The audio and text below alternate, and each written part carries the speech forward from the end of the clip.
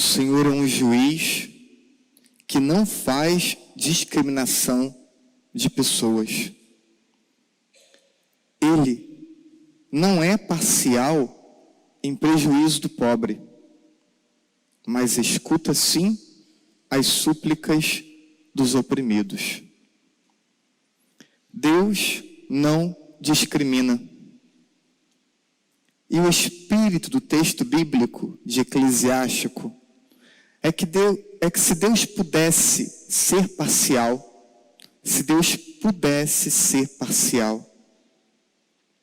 seria pelos que tiveram poucas oportunidades ou por aqueles que viveram sempre à margem da sociedade. São Paulo disse na segunda leitura, mesmo contexto da semana passada, na prisão, e diz: todos me abandonaram, mas o Senhor esteve sempre ao meu lado e me deu forças. Vamos aproveitar a oportunidade dada pelo texto de Eclesiástico para falar sobre a discriminação na igreja. Nós não podemos discriminar. Somos irmãos, somos família. E daqui a pouco estaremos de pé com os braços erguidos, rezando a Deus, dizendo: Pai nosso, Pai de todos nós. E rezar ao Pai é proclamar que somos irmãos, que somos família, que é um vínculo que une a todos nós. Discriminar não é só quando a pessoa olha para o outro e o considera indigno. Discriminar é também quando olhamos para nós e nos posicionamos e nos consideramos superiores, melhores. Dos dois modos, discriminamos, considerando o outro inferior e nos considerando melhores. Vejam se não é isso que ocorreu no Evangelho. No Evangelho, Jesus conta a parábola e diz o texto do Evangelho: conta a parábola para alguns que confiavam na sua própria justiça e desprezavam os outros. E aí começa a parábola. 2 homens vão ao templo. Primeiro, o fariseu, homem publicamente conhecido como religioso, conhecedor da palavra, das leis, dos costumes. Reza com os olhos para o alto. Reza olhando para o outro e se comparando, e se considerando melhor e considerando o outro inferior. Enquanto esse outro era um cobrador de impostos. Profissão tida como desonesta. Além de cobrar aquilo que era devido, cobrava mais. Isso era sabido publicamente e por isso era um grupo que não era bem quisto. E isso fica presente também na leitura do Evangelho. Mas esse homem, ele rezava com os olhos baixos. Ele rezava com o espírito contrito. Ele se sabia pecador. E ele pedia perdão a Deus, mostrando arrependimento por sua conduta errada. E por isso diz o texto que Deus se agrada da oração desse pecador. Ao olharmos para a nossa comunidade, que ninguém se sinta estranho na igreja. Deveríamos estar empenhados em construirmos uma comunidade que ninguém se sinta estranho. Não importa qual seja o estereótipo que a pessoa tenha. Às vezes chegam as pessoas todas tatuadas, com piercings, com enfim, né, uma vestimenta de funkeiro, de roqueiro, não importa. Não importa qual seja o estereótipo que a pessoa tenha. O que importa é que essa pessoa, ao vir à igreja, ela não se sinta estranha na igreja, mas se sinta acolhida e se sinta importante. Que ela perceba que foi enxergada, não para as críticas e para os dedos apontados, mas que ela fosse enxergada e fosse manifestada preocupação para com ela. E vou dizer, não temos tanto hábito de dar visibilidade aos processos de conversão que ocorrem. Mas quantas confissões bonitas tenho atendido de conversão? Atendi algumas nos últimos anos de agiotas que se converteram, que agrediam e que matavam. E se converteram. E na confissão se via nitidamente o tamanho do arrependimento que carregavam pelo peso de culpa, porque se encontraram com Cristo. Tiveram uma experiência que mudou totalmente a vida. Tivemos tantas outras histórias de pessoas que mudaram a sua vida porque em algum momento, ao chegar na igreja, foram acolhidas. O comum de todas essas histórias que eu escutei ao longo dos últimos anos tem um ponto comum, que é o acolhimento. Não se importando com os erros do passado, mas dando a oportunidade da pessoa se reconstruir, da pessoa mudar a sua vida no seu tempo, não no nosso tempo, não do nosso jeito. Que não hajamos como se fôssemos superiores, melhores, porque participamos da igreja católica ou na igreja de um movimento A, B ou C. Somos todos pecadores e que deveríamos estar em um processo de caminho de conversão e de santidade. Mas somos todos pecadores. Na confissão chegam os rostos mais bonitos e mais piedosos. Mas vemos o que é comum de todos, o pecado. Que aprendamos o caminho humilde do serviço. Se estamos aqui, se somos igreja, se iremos rezar daqui a pouco dizendo que somos filhos do mesmo Pai, que sejamos servidores uns dos outros para construirmos a comunidade que queremos participar. Que aprendamos o caminho do desprendimento, da partilha, até financeira. Porque não se paga as contas da igreja com oração. Então, sentir-se parte é também ter desprendimento e partilha. Assim vamos aprendendo a olhar para a comunidade, nos sentimos parte da comunidade e construímos juntos a comunidade. Não discriminar é, portanto, acolher. Como a pessoa está, do jeito que a pessoa chega até aqui. Sem apontar dedo, sem apresentar de imediato normas e mandamentos. Quando a pessoa chega à igreja, não vamos com a pessoa com uma pilha de mandamentos e colocamos sobre a pessoa. Quando a pessoa chega, vamos a ela com o amor e com a misericórdia de Deus. E abraçamos, e a acolhemos, e mostramos para ela como que a vida dela é importante.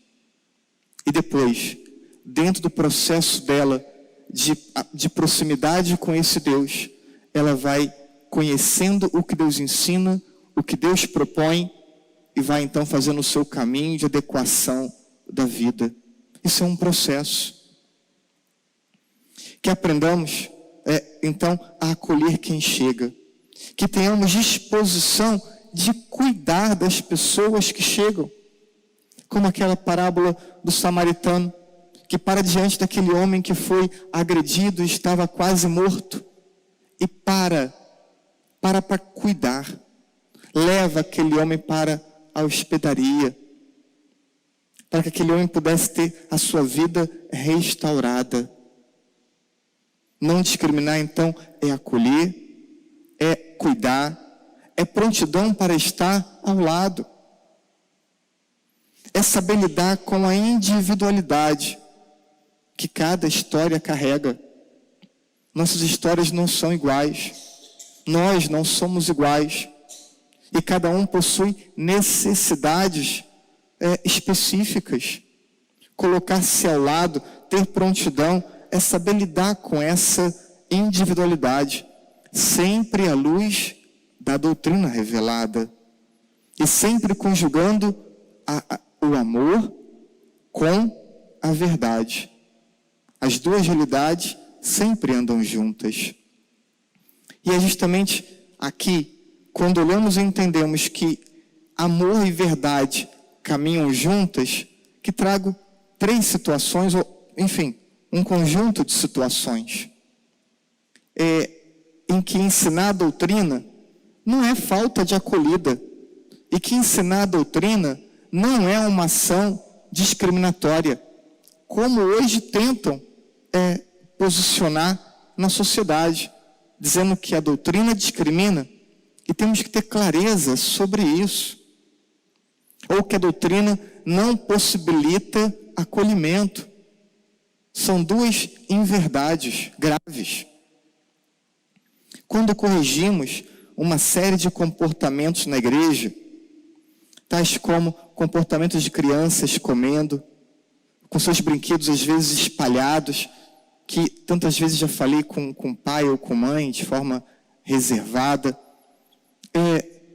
Quando vemos posturas de jovens adultos, né, na igreja, como sentam, como se posicionam, como se vestem. Então, não é falta de acolhimento, mas é ensino que aponta para a sacralidade do espaço em que estamos. Então, em nome de acolher, eu não posso deixar de ensinar que esse espaço é um espaço sagrado, que é preciso tirar as sandálias dos pés para adentrar nesse espaço sagrado, como encontramos em Moisés no livro do Êxodo. Escutamos tantas vezes que casais em segunda união não é aceito ou não é acolhido, que é excluído e discriminado pela igreja. Mais uma vez, não é verdade. Não podemos dizer tanto faz. O casal está na primeira ou na segunda ou terceira experiência conjugal. Não é tanto faz. Não é assim. Os casais precisam ser acolhidos, com certeza precisam ser acolhidos, mas precisam crescer na maturidade humana e na maturidade espiritual para compreender sua situação e não alimentar uma falsa esperança que a igreja mude a palavra de Deus, que ensina que a união é até que a morte separe. É isso que está escrito na Escritura. E isso não vai mudar. Isso não vai mudar na doutrina milenar da igreja. Não vai mudar. Então, em vez do casal ficar pleiteando a mudança da igreja, que ele invista no seu crescimento humano e espiritual para compreender a sua situação e para aprender a lidar melhor com a sua situação. Mas isso não ocorre. É mais fácil agredir, ferir e acusar a igreja. Nas questões de gênero, a igreja também é acusada de homofobia. Mas doutrina é a doutrina. Não é outra coisa que já é ensinado há tanto tempo. E a doutrina, nesse tempo inteiro, não mudou. A palavra de Deus diz: Deus criou homem e mulher. E não há como rasgar páginas da Escritura. Embora a igreja reconheça a existência e a importância dessas questões. E de pessoas que se encontram em realidade que são diferentes dessa proposta do homem e da mulher. Mas a igreja não pode assumir caminhos de respostas contrárias à revelação bíblica e à doutrina. Toda resposta da igreja tem que ser coerente com a revelação. Nós não temos obrigação de seguir respostas sociais. Não temos que adequar a igreja a padrões de comportamentos sociais. A igreja vai ser a igreja. A revelação é a revelação e a doutrina é a doutrina. O que muda na igreja é a forma de transmitir uma verdade que é eterna, uma verdade que é de Deus. Mas não muda o seu conteúdo. Muda a forma de apresentar o conteúdo, que é o mesmo. Importa que em cada situação, a pessoa que se sente incomodada procure um sacerdote para conversar e entender a partir do próprio sacerdote o que ensina a igreja. Quais são qual é o entendimento da igreja e quais são as respostas dadas pela igreja. E contando com a ajuda do sacerdote, então, essas pessoas possam encontrar o seu espaço, o seu lugar na igreja, que é para todos. A igreja é para todos, mas ela não vai deixar de ser o que ela é. Ela não vai abrir mão do que ela ensina. Somos nós que nos adequamos à igreja. E isso é o caminho de conversão que somos chamados a trilhar. Por isso, verdade e amor caminham juntas. Porque eu vou acolher, eu vou amar, mas eu vou ensinar o que Deus ensina. Eu não vou ensinar uma outra coisa, porque é o que Deus ensina que muda e que transforma a vida. E se temos tantas histórias de conversão, é porque a igreja está comprometida com aquilo que Deus ensina. Não é uma verdade humana capaz de transformar a vida.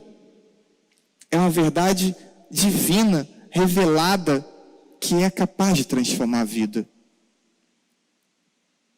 Que estejamos todos comprometidos na construção de uma comunidade acolhedora, agregadora e inclusiva. Que saiba respeitar escolhas e processos de conversão de cada um, no tempo de cada um. Mas ao mesmo tempo que sejamos uma comunidade comprometida com a verdade ensinada por Deus e transmitida pelo magistério da igreja.